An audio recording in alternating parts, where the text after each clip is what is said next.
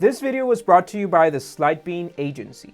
Get the design team behind Slidebean to redo your slides. Go to slidebean.com/agency and get $50 off on your first project. The legend goes that Masayoshi Son wanted to fund the ideas of the future, so he created a $30 billion fund. That's right, $30 billion. But just before he met with potential investors, he fiddled with the slides and changed the amount. The fund wouldn't be $30 billion, it would be $100 billion. The investors laughed it out and he didn't. Life's too short to think small, he said. And nothing about his journey to become one of the world's most prominent billionaires has been small. His company Softbank is a giant in multiple industries with aggressive investment and fast expansion, but also controversy and very costly mistakes. We are going to talk about Softbank in this episode of Company Forensics.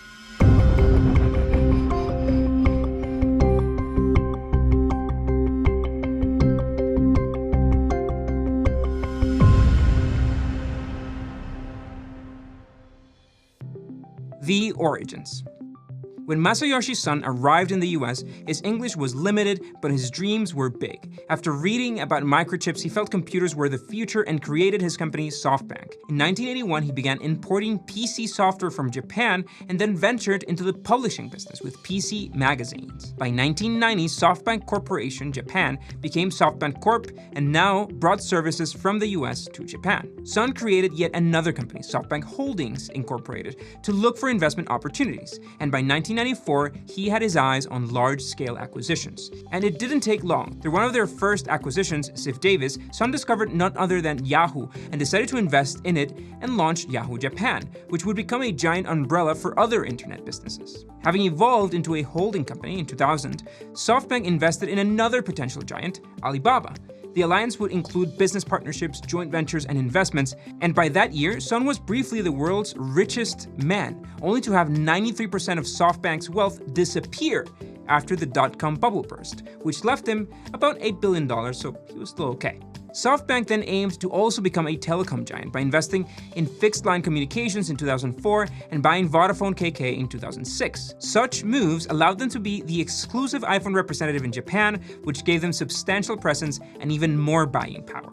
And they continue to use that buying power. In 2013, SoftBank purchased Sprint Nextel, one of the US's biggest phone carriers. Now, one of the biggest companies in the world, SoftBank didn't stop the spending spree. Under Son's vision for the future, SoftBank invested in computers and robotics and even came up with a 300-year plan for the company. And it was that attitude that set Son apart.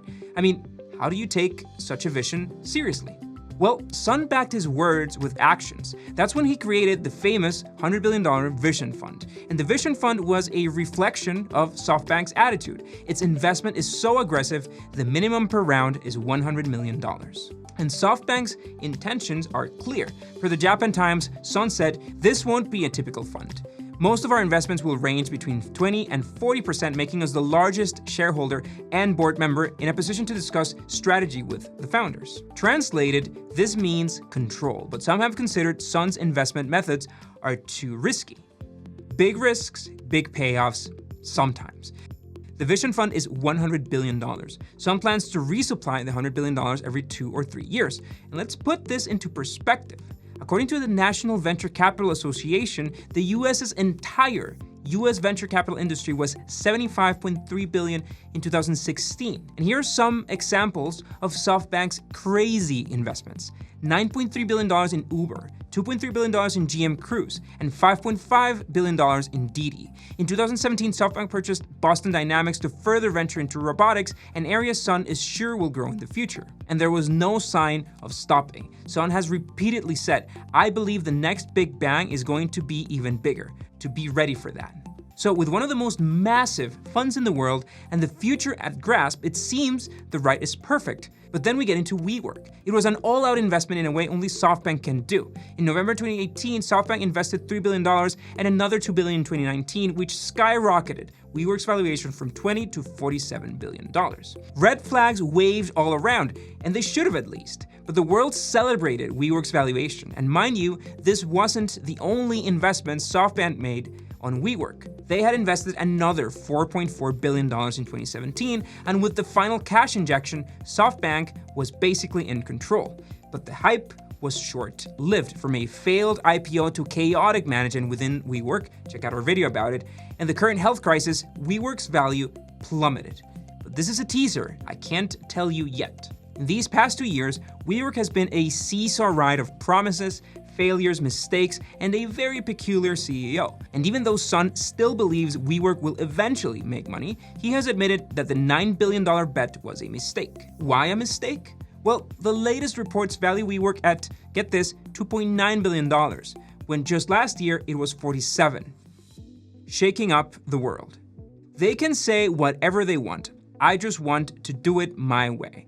That has been Son's answer when VC funds call his tactics too aggressive, looking to control all the companies under the Vision Fund. But according to experts, the problem is about the size.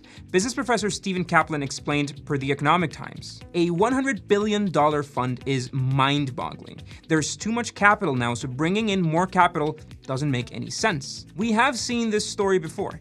Investment floods into business ideas like driverless cars and robotics, the price then spikes and everybody wants a piece of the pie. Until it all collapses, like the dot-com bubble. And it's not Softbank's investments hover around the $100 million mark. That's the starting point. And most investments are $500 million to a few billions in exchange for up to 40% of the company. Softbank has shown no signs of slowing down with colossal funding rounds. The company's rampant attitude has forced other VCs to have up to their game. In the startup world, it seems the Softbank way is the only way. And when we look at Son's life, we understand. He's always aimed to be the biggest name in the business. When he started his company, it had only 2 part-time employees, a minuscule company, but Son already built a 50-year plan for it and had told the pair of lonely laborers that within 5 years, he'd have $75 million in sales. Thinking their boss was crazy, they quit, and he didn't. But such visions have faced some grave adversity. Mired in controversy. Such a massive enterprise will always be in the public eye, especially when one of the most prominent investors is knee-deep in controversy. The Saudi Arabian kingdom was vital in creating the Vision Fund back in 2017, with initial funding of 45 of the $100 billion.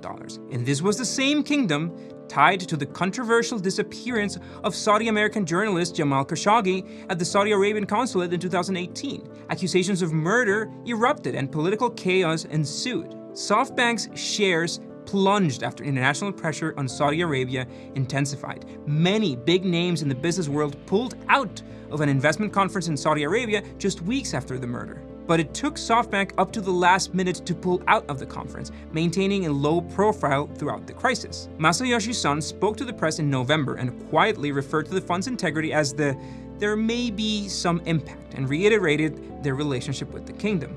As horrible as this event was, we cannot turn our backs on the Saudi people as we work to help them in their continued efforts to reform and modernize their society. Well, yeah, Saudi Arabia gave them $45 billion, of course. They just can't walk away from that.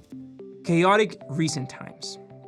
These past months have shaken Softbank. The WeWork fiasco, Uber and OneWeb not performing well, and the health crisis. By the first quarter of 2020, Softbank reported $24 billion in losses, out of which 17 were due to the Vision Fund. And news within the company wasn't positive. Son reported he expected 15 of the 88 companies in the Vision Fund to go bankrupt, but he quickly downplayed the situation, highlighting that Softbank would direct cash originally destined for those failed projects towards other, more profitable investments.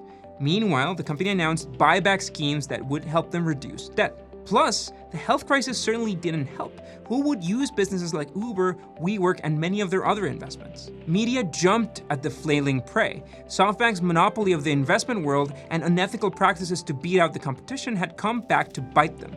The company was crashing. Theodore Karasik, a financial advisor, considered that Softbank was a bad investment for everyone in the way it was conceived and executed. So, is this the end? Well, no. Just months later, Softbank clawed its way back. How? Well, some of its investments paid off. Take Uber. While some people weren't sharing rides, they were undoubtedly using the delivery service Uber Eats, which spiked Uber's stock 11% in the second quarter, which raised the value of other companies like Didi and other of Softbank's investments. Then there are investments on pharma and insurance, which have seen an increase in stock value, especially in these critical times. Plus, the Federal Reserve and the Bank of Japan have begun buying debt, which aided the oscillating company. As per the New York Times, by the beginning of August, Softbank declared a $12 billion net profit in the second trimester. Softbank has shaken up the investment world and has lost billions of dollars in the process. But when one of those gambles pays off, they are riding high. So as long as it keeps up with this game, the world will have to follow. So what do you think about this Softbank craziness? Which of their companies is your favorite? Let us know in the comments, and we'll see you next week.